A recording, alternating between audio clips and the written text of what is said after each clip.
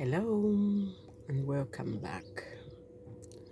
Today, I just want us to talk about, I want to tell you a story actually on how I rejected or I declined government sponsored funding. It's a true story and that it happened quite recently. The thing is, there is a program, a government sponsored program called Citizens Economic Empowerment Commission. So this program is aimed at empowering citizens, of course those that are already doing things, trying to improve their lives, try to scale up their businesses, different sectors, manufacturing, real estate, and farming. I personally, I love farming, though it's not my full-time profession. Yes, but I love farming. So I had this idea of like, okay, now that government has made it easier for ordinary citizens to access this funding, I wanted to apply. I read an advert in the daily newspaper, of which I felt I met all the conditions required. So I gave it a try. Actually, the first time I gave it a try was in 2023. I pushed in an application. That time, the application process was to be done online. I did that. I received no response. I could check on the application online. A bit of changes were observed, like my application was at 23% processing. A year passed, nothing came through. I even forgot about it. Then a colleague of mine in the year 2025, that is last year, yes, last year in June, came to me and asked me if I had applied for the latest advert on the Citizens Empowerment Commission. I was like, I didn't apply and I think I'm no longer interested, because last time I applied, I didn't receive any response. Then he was like, no, just try it out. Tomorrow is the closing date. This one looks easier and this one is not online. You have to apply and physically take the application papers to the provincial office. Luckily enough for me, I was staying in one of the provincial centers of our country, Zambia, that is. So I reluctantly pushed in my application. I took it there. They received it. Of course, I wasn't expecting any feedback. You know, sometimes how these government departments operate. But anyway, I left my application. I was surprised that a week later, I received feedback that my application had been received. So they needed me to provide further information through an interview. It was supposed to be a phone interview, since the person who was supposed to interview me was out of town. So instead of me traveling, I was told would conduct the interview on the phone, and of which it really happened. They interviewed me. They asked me what I was doing, since I claimed that I had a piece of land. I told them, yes, I had a piece of land and I had planted some lemons. I started doing those, lemons. Yes. So the lemons had reached a stage where they had even started fruiting. So they asked me if I had any photos or videos to prove that the information I was giving them was correct or true. So I sent them a video. I sent them, I think, 3 or 4 videos and some photos and the exact dates when those videos were taken. So they were impressed with what I had shown them.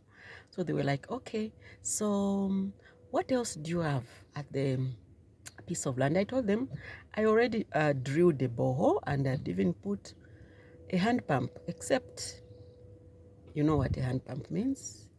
Where I know you had to pump water manually, meaning you have to pay people or you have to employ people to do that, which was a bit of a problem, because imagine you have more than 400 trees and then people have to do the irrigation manually. So they were like, okay, so if we give you the funding, you need to put up a solar powered water reticulation system. Okay, so I told them, okay, fine. Actually, that's what I'm looking for. Then I also need to do the fencing, because the area where my land is located, there is a lot of cattle rearing going on. So, you know, you need to secure your crop. The only funny thing which somehow worked to my advantage is that the cattle that is reared in that particular area, it doesn't eat lemon leaves.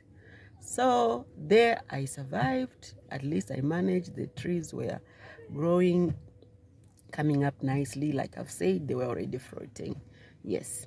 So now I applied for this amount, and then the condition was that whatever things that I needed, the irrigation, the solar, the tank, everything, they were supposed to be paid directly to the supplier.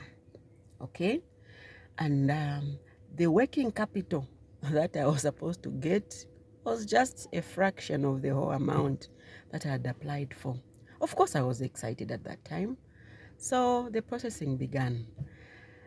When we reached September, yes, September 2025, I was called now to go to the provincial office to go and fill in everything, all the necessary documents, of which I did. And then there was some kind of adjustment on the business plan and the amount available. Okay, amount they were supposed to approve.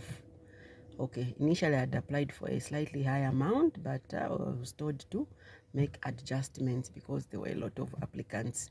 So it was more like trying to share the money among many applicants. So I traveled to the regional office. Of course, I filled in everything. I mean, supplied everything, any information they wanted. Okay, I went back. The next thing, I think after a week, we were called to have a Zoom meeting with other applicants. We're supposed to undergo a training.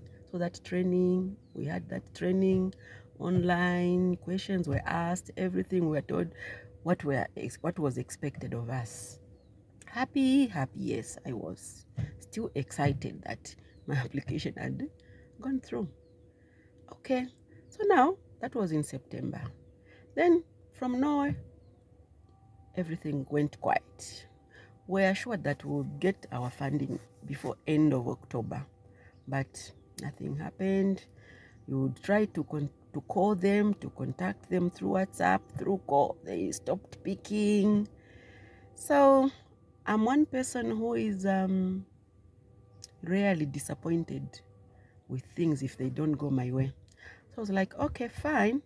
If they're not responding, maybe somehow they've rejected our application. So fine. I don't think I need that money.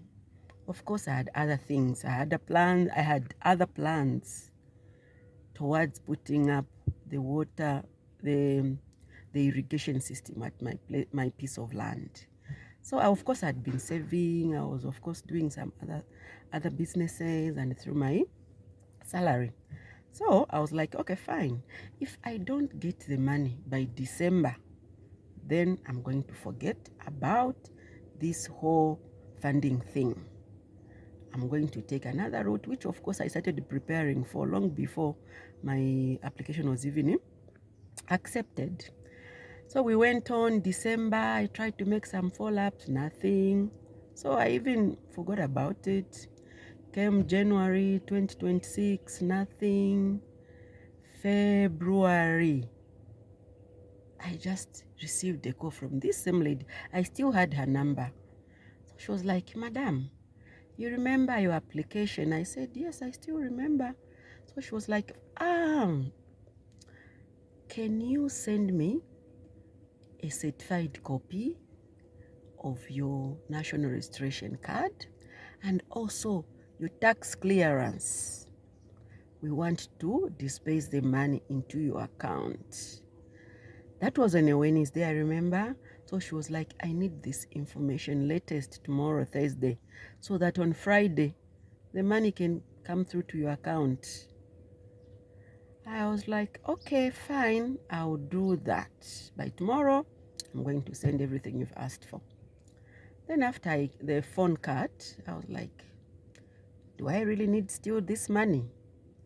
When my other plan was already in motion, then I started thinking of the interest I needed to pay when I had another option where I was not supposed to pay interest using my previous savings and my other income from other sources of my little businesses that I do.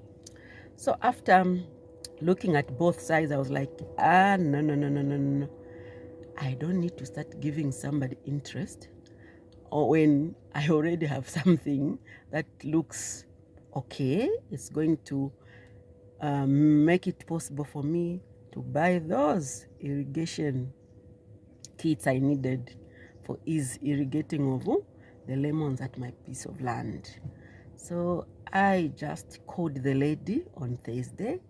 I said, Madam, I've got back over what you told me yesterday. I just want to say now, I no longer need that money. If it's possible, just cancel my application. Otherwise, thank you for the feedback. I'm no longer interested in getting the money. She was like, are you really sure? I said, yes, I'm sure. From the time you called me yesterday, I was thinking about it. And also from the period when you were quiet, from September last year, I just didn't sit. Okay? I was doing other things. I was planning. I started this project using my own money in 2022. Of course, I had a vision to say at some point I'll need to put up this solar based irrigation system. So I was hoping the time when the application came, it would come in fast, quick, to speed up the works at the farm. But the moment the funding delayed, it just told me that no, you are still on course to achieve what you had planned earlier on in 2022.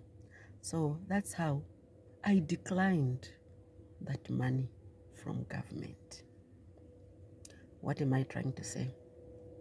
When you make a program and you are so passionate about what you are doing, there are always ways and means to achieve that.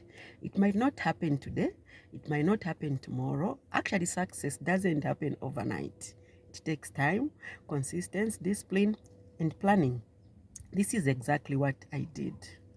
As I am talking to you right now, this is July 2026.